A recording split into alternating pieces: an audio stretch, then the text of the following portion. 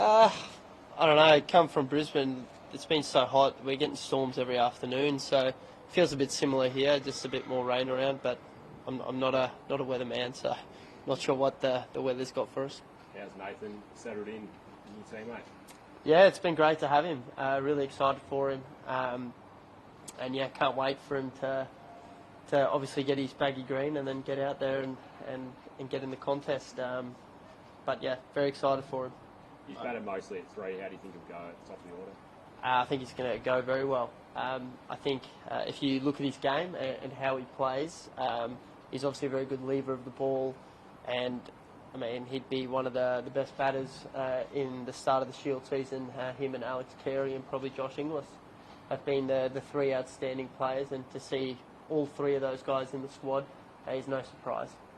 Someone, I think it was Alex Carey, described him as a Marnus mini-me. Is that fair? We spent a fair bit of time together during that COVID year, and and I actually first met Nathan when he was 11. He was doing trials at Brisbane State High, and I just finished year 12, and I was helping them select some young kids, and I actually went out and said, mate, you need to get this guy.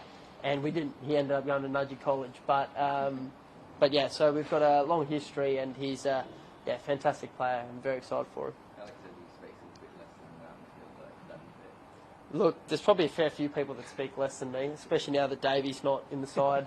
I think I'm a bit more of a lone wolf. You were a player, Marnus, who, when you came into the Test team, your game sort of went to another level. Do you think he can do the same? Like, he's had a decent Shield career so far, but do you think he can, improve his game at Test level? I certainly think so. I mean, his record in Shield cricket is pretty good. I mean, the conditions in Shield cricket have certainly changed over the last sort of 5-6 years. And I think when I first played for Australia, I averaged 30. So he's significantly better than that. So I think he's really ready for this opportunity, and I think he's ready for the challenge. And I really like about his game is you need to bowl a really good ball to dismiss him. At the moment, he's really process-driven. He understands his game well, and he knows what makes him a very effective and good player. So, Marnus, you mentioned leaving the ball before. Like, I guess making guys the quality of Wilmer Siraj come to you, like, how important is that going to be for the top order guys this season? Yeah, it's going to be important for all of us. I think the way we play when we're at our best, we're playing the long game. We understand that, getting them back for their second and third spells, putting them under pressure, and letting them come to us, and us putting pressure back on them through overs in the field and time in the game, especially over a 5-test series. That's really important, because as you get into the 3rd, 4th, 5th test, if they're trying to play the same team and those bowlers are rolling into, 100, 150, 200 overs by the 3rd test, it's going to make a big difference in the series. Travis mentioned something about, a bit more of a renewed emphasis on partnerships. There's been sort of a few test matches Australia's won the last little while where there's been like one individual great batting performance. So can you talk a bit about that? Obviously that was a strength a couple of years ago. Sorry, Marnus, can you just not look at those journos off to the side, because we're losing your face? Can you just keep looking down between the cameras? Yeah. That's right. We're losing them. These guys, we're losing them when you turn to these guys with their phones. You need to looking down the cameras. All good, mate. Straight between us, if that's easy. Yeah, gotcha. That'd be great. What was your question again? A bit more or a re-emphasis on the importance of partnerships. You've had a few test match wins in the last little while where maybe there's one great innings rather than building those partnerships.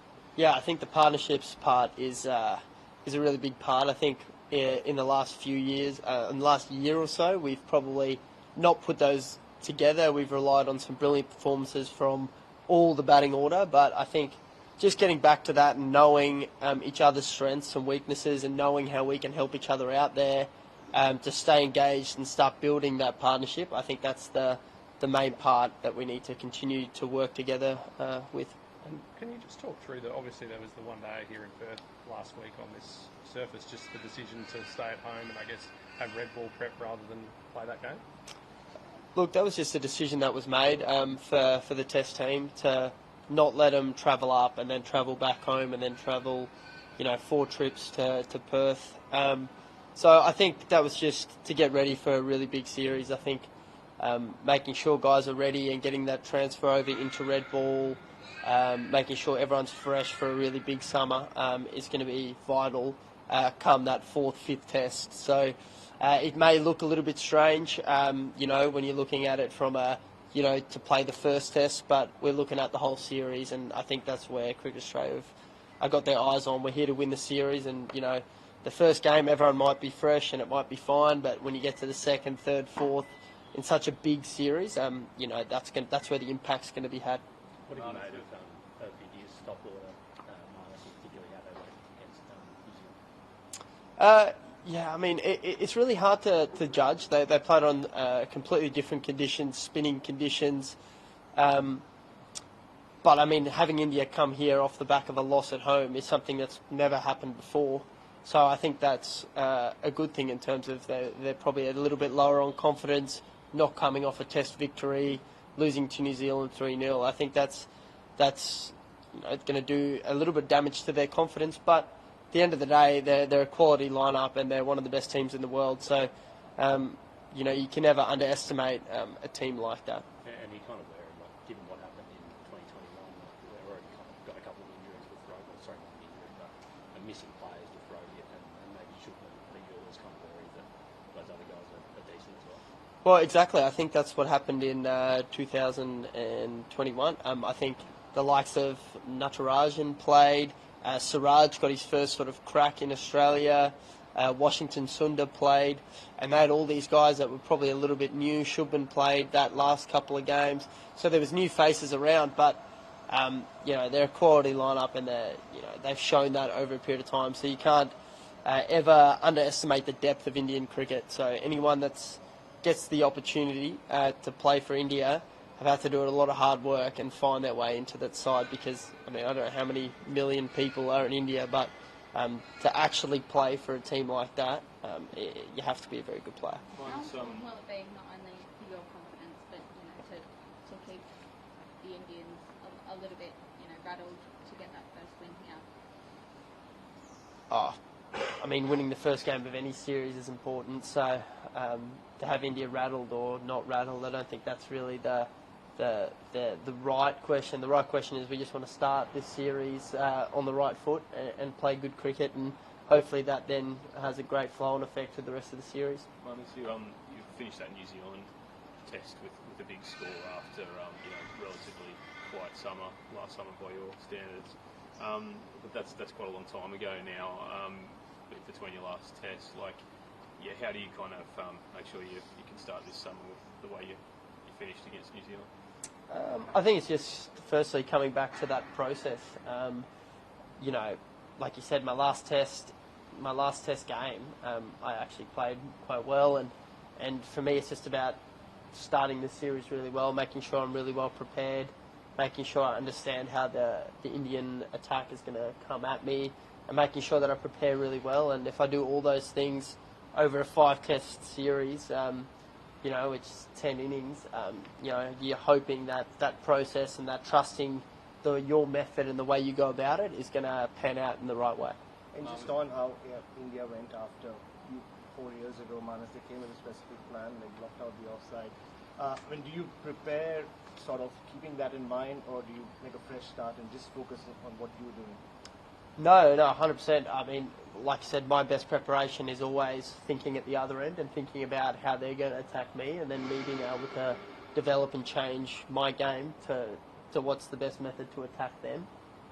So I certainly think at times, they might go back to that plan, but I think might be other areas that they'll attack first this time around and try and, bowling that more channel and try and nick you off. I think especially in Perth with a bouncy wicket.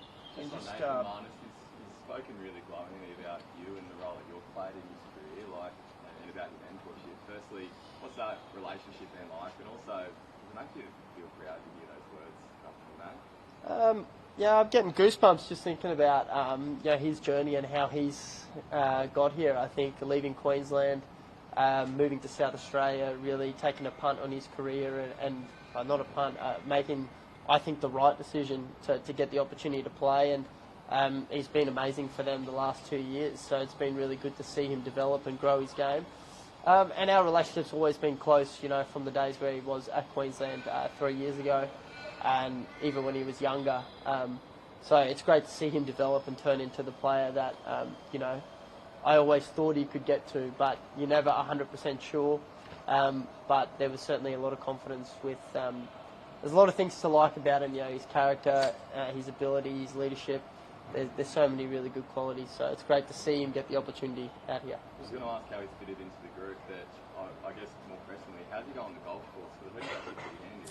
Yeah, we played today actually. He didn't play that well today, which is good. Myself, Uzi and him played today. And yeah, he's a very handy golfer. I think he plays off like 2. So he's a proper golfer. Speaking of being handy, Marnus, your bowling bounces at McSweeney yesterday. Was that like just reminding him that you still are a seam of option? Yeah. Oh, look, yeah. You got to go. You got to go at the top, don't you? I did say that I bowled one bouncer, and I think Mitchell Stark said we've got short memories, and I said, well, I'm going to get him anyway, so I might as well dish him out. But yeah, like I said, practice like you play. Just that, Marnus, I guess, relatively thin patch that you did have a year or so ago. Is there anything, looking back now, that you felt you had gone away from with your game that had sort of worked so consistently?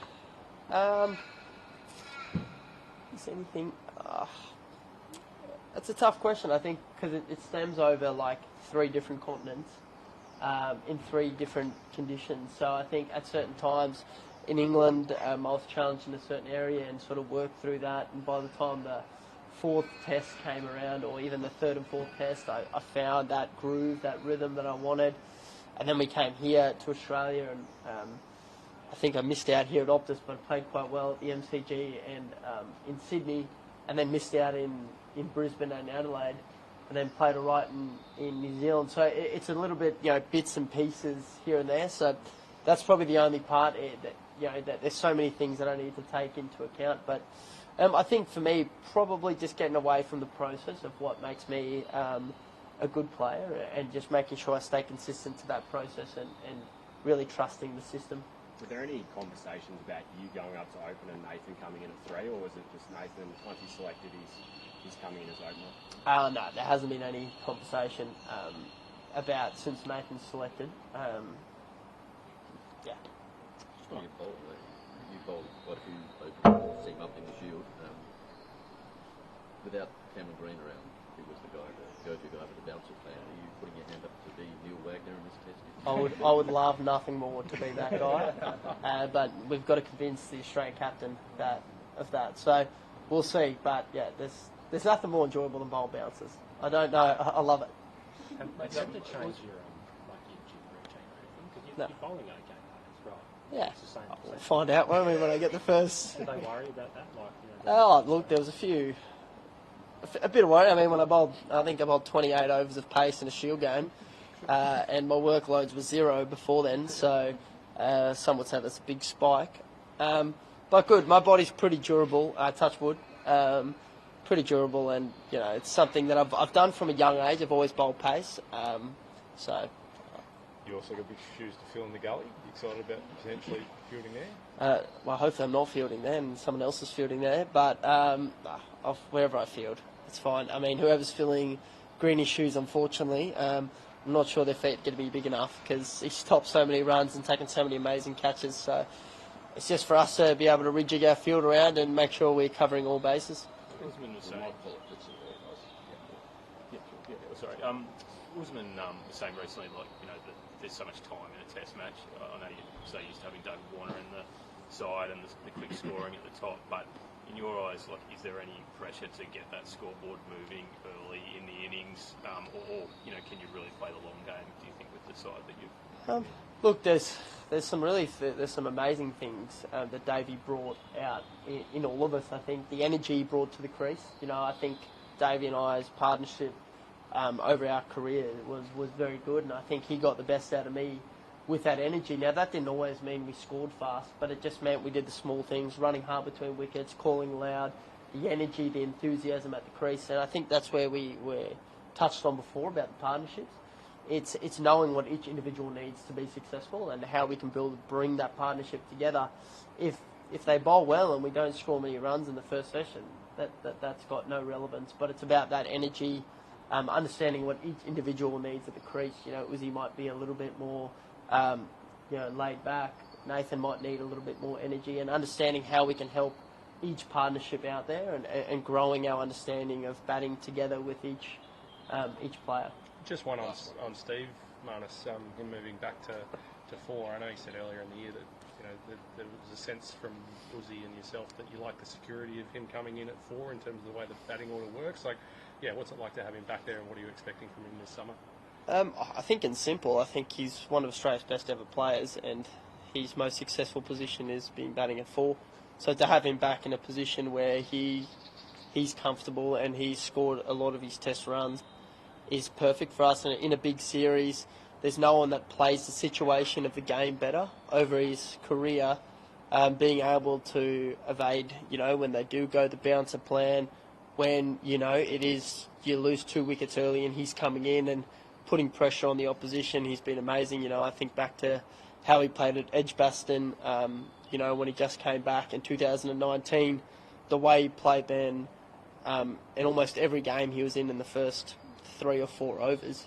So that's what's great about him. He can play so many different roles, and I think that's what makes him so valuable at 4. Thanks, Marnus. Awesome. News nation अब WhatsApp पर खबरों के ताजा update के लिए news nation के इस QR code को स्कैन करें।